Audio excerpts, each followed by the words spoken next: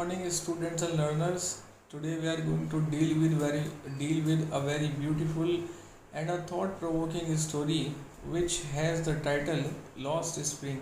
It has also a subtitle Stories of Stolen Childhood. Actually, this is an excerpt or a short piece from the same book which bears the same title, The Lost Spring Stories of Stolen Childhood.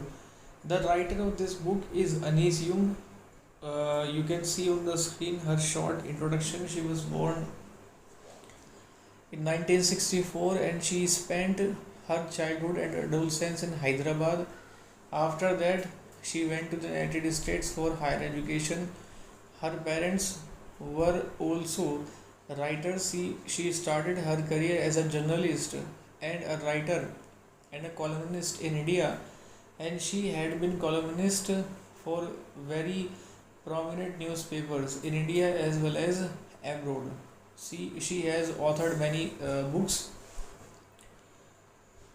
and in her book she analyzes the grinding poverty and traditions which condemn these children to a life of exploitation. Basically, her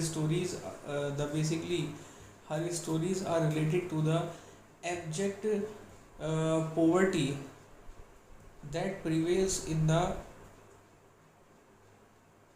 children who are condemned to live in perpetual poverty due to their family or social circumstances. As you can see in the text, there are 6 phrases, and we are going to get their meaning when we study the text. So here is the first story which has the title Sometimes I find a rupee in the garbage.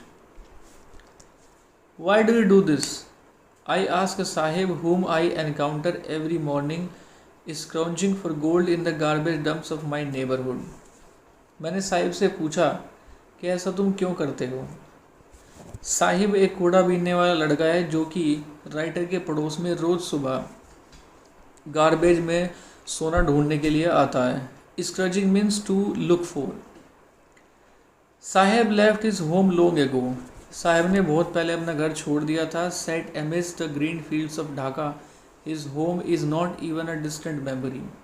Dhaka के हरे भरे मैदानों में उसका घर था और वो अपने घर को अब तक नहीं भूला है। Distant memory it means beyond the memory which is now not able to recognize or remember or recall. There were many storms that swept away their fields and homes, his mother tells him. उसकी mother उसे बताया करती थी कि बहुत सारे तूफान आए जिनमें कि उनका घर और खेत सब उजड़ गया. That is why they left looking for gold in the big city where he lives now. और यही कारण है कि इन बड़े शहरों में वो लोग रह गए सोना ढूंढने के लिए. I have nothing else to do, he mutters looking away. दूसरी तरफ देखते हुए वो बुदबुदाया, मेरे पास कुछ करने के लिए नहीं है. Go to school I say glibly. Glibly means smoothly और प्रॉम्प्टली. राइटर ने तुरंत कहा तो स्कूल जाओ. Realising immediately how hollow the advice must sound. Writer को तुरंत इस बात का एहसास हुआ कि उसकी एडवाइस कितनी खोखली महसूस होती है. There is no school in my neighbourhood. When they build one I'll go. मेरे पड़ोस में कोई स्कूल नहीं है. जब वो कोई स्कूल बना देंगे मैं चला जाऊंगा. If I start a school will you come? I ask half joking. मस्ती भरे अंदाज में, मजाक के अंदाज में मैंने पूछा, अगर मैं स्कूल बना दूं क्या तुम आओगे? Yes, he said smiling broadly. हंसते हुए उसने कहा कि हाँ. A few days later I see him running up to me. कुछ दिन बाद मैंने देखा मेरे पास वो भागता हुआ आया और उसने पूछा, इज़ योर स्कूल रेडी? क्या आपका स्कूल तैयार हो गया? It takes longer to build a school. एक स्कूल को बनाने में बहुत समय लगता है. मैंने कहा, embarrassed at having made a promise that was not meant. मुझे इस बात की शर्मिंदगी थी कि मैंने उससे एक ऐसा वादा कर दिया था जो कि पूरा करने के लिए नहीं था. But promises like mine abound in every corner of his bleak world. Bleak world means where nothing resides. In a very dark world, you can say. निर्जन संसार यू कैन से। और उसने कहा कि जैसा वादा मैंने उससे किया था ऐसे बहुत सारे वादे उसके उस निर्जन संसार में कोने कोने में भरे हुए हैं। अबाउंड इन मीन्स प्लेंटी, प्रचुर मात्रा में। After months of knowing him I ask him his name. महीनों तक उसको जान लेने के बाद मैंने उससे पूछा उसका नाम क्या है। साहिब आलम, ही अनाउंसेस, उसने घोषणा की।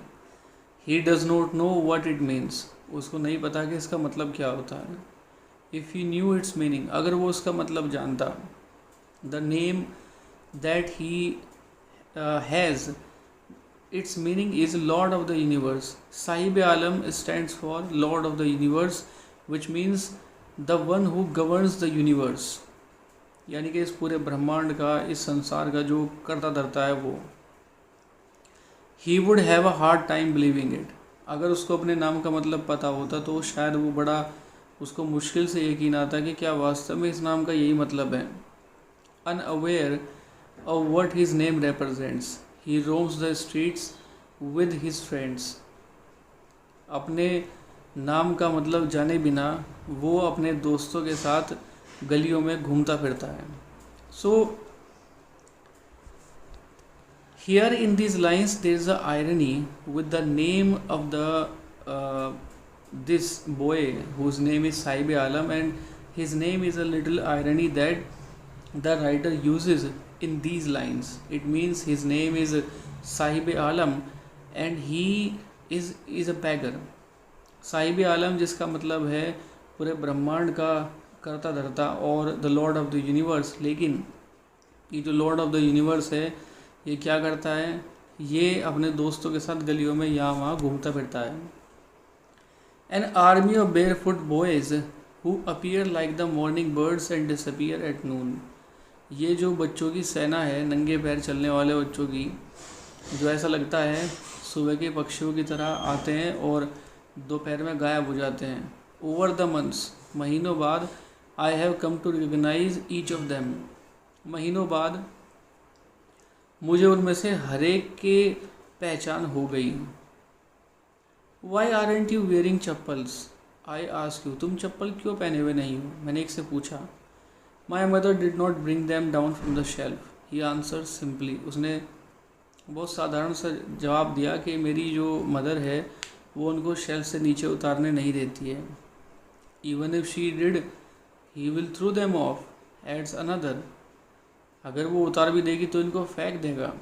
किसी दूसरे ने बाद में बात जोड़ते हुए कहा, who is wearing shoes that do not match, जो कि ऐसे जूते हुए पहने हुए था जो आपस में मैच नहीं करते थे। When I comment on it, जब मैंने इस पर टिप्पणी की, he shuffles his feet and says nothing, जब मैंने इस पर टिप्पणी की तो अपने पैरों को शफल करने लगा और उसने कुछ नहीं कहा। आई वॉन्ट शूज़, मुझे जूते चाहिए। सेज अ थर्ड बॉय, तीसरे लड़के ने कहा, who has never own a pair all his life, जिसको अपनी पूरी ज़िंदगी में एक जोड़ी जूते भी नसीब नहीं हुए थे। Travelling across the country, I have seen children walking barefoot in cities on village roads, देश में यात्रा करते हुए मैंने बच्चों को नंगे पैर चलते हुए देखा है, शहरों में देखा है, और जो गांव है गाँव की सड़कों पर देखा है। It is not lack of money but a tradition to stay barefoot is one explanation. इसका एक कारण, इसका एक एक्सप्लेनेशन ये हो सकता है कि ये पैसे की कमी की वजह से नहीं है, बल्कि नंगे पैर रहने की जो परंपरा है उसकी वजह से है। I wonder if this is only an excuse to explain away a perpetual state of poverty. Perpetual state of poverty means a continuous state of poverty. मुझे कभी कभी ये चीज़ जानकर आश्चर्य होता है कि क्या ये केवल एक बहाना है अपनी जो गरीबी की अवस्था है उसको कंटिन्यूसली बनाए रखने का। I remember a story, a man from Udupi once told me, Udupi के एक व्यक्ति ने मुझे एक दिन एक कहानी बताई थी जो मुझे याद है। As a young boy, he would go to school past an old temple. एक पुराने मंदिर के पास से गुजरते हुए वो स्कूल जाता था। Where his father was a priest, जहाँ उसके पिताजी एक पुजारी थे। He would stop briefly at the temple and pray for a pair of shoes. वो थोड़े समय के लिए उस मंदिर के पास रुका करता था और एक जोड़ी जूतों के लिए प्रार्थना करता था। 30 years later I visited his town and the temple. 30 साल बाद मैंने वो मंदिर और उसका टाउन विजिट किया, which was now drowned in an air of dissolution, जो कि गुमनामी की हवाओं में डूब चुका था। इन द बैक यार्ड, बरामदे में, sorry, in the backyard, पिछले हिस्से में, where live the new priest, जहाँ पर नया पुजारी रहता था। There were red and white plastic chairs, वहाँ पर लाल और सफ़ेद रंग की प्लास्टिक चेयर्स थी। A young boy dressed in a grey uniform wearing socks and shoes arrived panting and threw his school bag on a folding bed. एक लड़का जिसने कि सॉक्स और जूते पहने हुए थे, ग्रे यूनिफॉर्म में था, भागता हुआ हांफता हुआ आया और उसने फोल्डिंग बेड पर अपना स्कूल बैग फेंक दिया। लुकिंग एट द बॉय, उस बच्चे की तरफ देखते हुए, आई रिमेंबर्ड, मुझे याद आया, the prayer another boy had made to the goddess when she had finally got a pair of shoes. मुझे याद आया उस बच्चे की तरफ देखते हुए कि एक दूसरा बच्चा भी गॉडेस से, देवी से प्रार्थना करता था एक जोड़ी जूते पाने के लिए।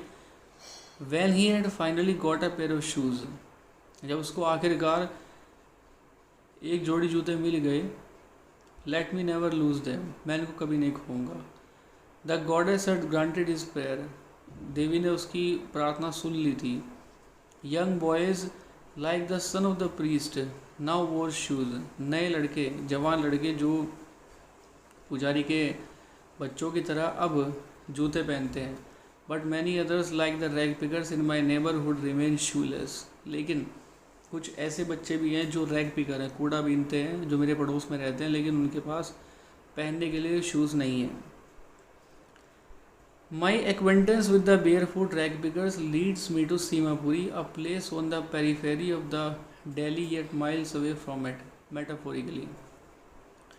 मेरी जान पहचान इन नंगे पैर घूमने वाले, कूड़ा बीनने वाले लड़कों से हुई तो ये मुझे सीमापुरी ले गई। सीमापुरी दिल्ली से एक सटा हुआ इलाका है। Periphery, it means the on the outer of the Delhi.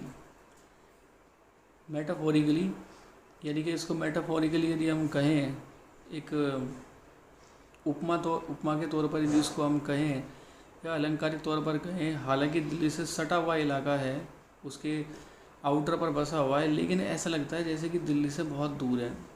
Those who live here are squatters who came from Bangladesh back in 1971। जो यहाँ रहते हैं वो घुसपैठी हैं जो बांग्लादेश से 1971 की लड़ाई के दौरान आकर बस गए थे। Saheb's family is among them, Saheb का परिवार उनमें से एक है। Seemapuri was then a wilderness, उस समय जब ये लोग आए थे तो सीमापुरी एक उजाड़ प्रदेश की तरह हुआ करती थी, एक उजाड़ जगह की तरह हुआ करती थी। इट स्टिल इज़, अब भी ऐसा ही है, but it is no longer empty, लेकिन अब ये खाली नहीं है। इन स्ट्रक्चर्स ऑफ मड, उन मड से बनी हुई स्ट्रक्चर्स में, यानी कि घर, with roofs of tin and tarpaulin, devoid of sewage, जिनमें सीवेज नहीं है, ड्रेनेज भी नहीं है और रनिंग वाटर भी नहीं है, live 10,000 rag pickers.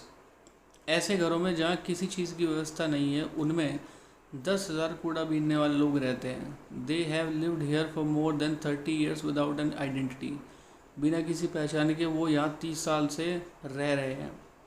Without permits but with ration cards that get them names on voters list and enable them two by grain. उनके पास ना कोई परमिट है, लेकिन हाँ एक राशन कार्ड ज़रूर है जो कि उनको वोटर लिस्ट में नाम उनका चढ़ा देता है और जिसकी वजह से वो सरकारी दुकानों से अनाज खरीद पाते हैं। Food is more important for survival than an identity, किसी पहचान के मुकाबले जीवन जीने के लिए खाने की बेहद ज़रूरत है। माने if you don't have identity that is okay, but for your survival you must have food, because your body works with the food, not with the identity. If at the end of the day we can feed our families and go to bed without any aching stomach, we would rather live here than in the fields that gave us no grain. अगर हम दिन के and तक अपने family को कुछ खिला देते हैं और बिना पेट दर्द किए, यानी भूखे पेट अगर हम बिस्तर पर नहीं जाते हैं तो we would rather live here, तो हम यहाँ रहेंगे बजाय कि उन खेतों में रहने के जिनसे अनाज पैदा होता है। Say a group of women in tattered saris, tattered means distorted, फटी पुरानी। Say a group of women in tattered sarees when I asked them why they left their beautiful land of green fields and rivers. इस बात का जवाब जब मैंने औरतों के ग्रुप से जिनकी फटी पुरानी साड़ियाँ जिन्होंने पहनी थी, जब मैंने उनसे इस सवाल पूछा कि वो लोग अपना जो हरा भरा खेत नदी के पास है उनको छोड़कर यहाँ क्यों रहती है, तो उसके जवाब में उन्होंने मुझे ये आंसर दिया, wherever they find food, जहाँ कहीं खाना मिलता है, they pitch their tents that become transit homes. Transit means temporary. जहाँ कहीं खाना मिलता है तो वहाँ वो अपने तंबू वम्बू गाड़ कर एक टेम्परेरी घर बना लेते हैं। Children grow up in them, बच्चे वहीं बड़े होते हैं, बिकमिंग पार्टनर्स इन सर्वाइवल, और वो इस सर्वाइवल की लड़ाई में उनके साथी बन जाते हैं। And survival in Seemapuri means rag picking, और सर्वाइवल का मतलब है सीमापुरी में कूड़ा बीनना। थ्रू द ईयर्स, इन सालों में, it has acquired the proportion of a fine art, इतने सालों में इस चीज़ ने एक कला का रूप धारण कर लिया है। Garbage to them is gold, जहाँ बाकी लोग गार्बेज को एक घृणा की नज़रों से देखते हैं, वहीं इन लोगों के लिए वो गार्बेज गोल्ड के समान है। It is their daily bread, a roof over their heads, ये गार्बेज उनके लिए रोज़ का खाना है, उनके सरों पर जो छत है वो यही गार्बेज है। Even if it is a leaking roof, चाहे वो टपकती हुई छत क्यों ना हो, but for a child it is even more, लेकिन एक बच्चा जिसके पास कुछ नहीं है, घर भी नहीं है, उसके लिए एक छत का होना बहुत ज़रूरी है, चाहे वो छत टपकती हुई क्यों ना हो। आई समटाइम्स फाइंड अ रूपी इवन अ 10 रुपी नोट, मुझे कभी कभी 1 रुपये और कभी कभी 10 रुपये भी मिल जाते हैं, साहिब ने कहा। हिज आइज लाइटिंग अप, उसकी आंखें चमक रही थी। When you can find a silver coin in a heap of garbage you don't stop scrounging, for there is hope of finding more, जब आपको गार्बेज के ढेर में एक सिल्वर का, चांदी का सिक्का मिल जाता है तो तब आपने आपको वहाँ पर ढूंढने से नहीं रोक सकते, क्योंकि आपको उम्मीद होती है कि शायद कुछ और भी मिल जाए। It seems that for children garbage has a meaning different from what it means to their parents, इसका मतलब ऐसा लगता है कि गार्बेज का मतलब उन बच्चों के लिए दूसरा है जो उनके पेरेंट्स के लिए कुछ और है। For the children it is wrapped in wonder, बच्चों के लिए ये एक आश्चर्य की चीज़ है, आश्चर्य से लिपटी हुई एक चीज़ है। For the elders it is a means of survival, और बड़ों के लिए ये एक सर्वाइवल का ज़रिया है, जीवन जीने का एक ज़रिया है। One winter morning I see Saheb standing by the fenced gate of the neighbourhood club, एक विंटर मॉर्निंग मैं देखती हूँ कि साहिब नेबरहुड जो क्लब है उसके गेट पर खड़ा हुआ है, जो फेंस थी, बैरिकेडिंग थी, वहाँ खड़ा हुआ है। Watching 2 young man dressed in white playing tennis, 2 जवान व्यक्ति जो सफ़ेद कपड़े पहने हुए थे टेनिस खेल रहे थे। आई लाइक द गेम, उसने कहा कि मुझे गेम पसंद करता हूँ। He hums content to watch it standing behind the fence, वो फैंस के पीछे खड़ा हुआ मैच को देखकर बड़ा संतुष्ट था। आई गो, मैं जाता हूँ। The rest of the story we will study in the next part of the video. Thank you so much.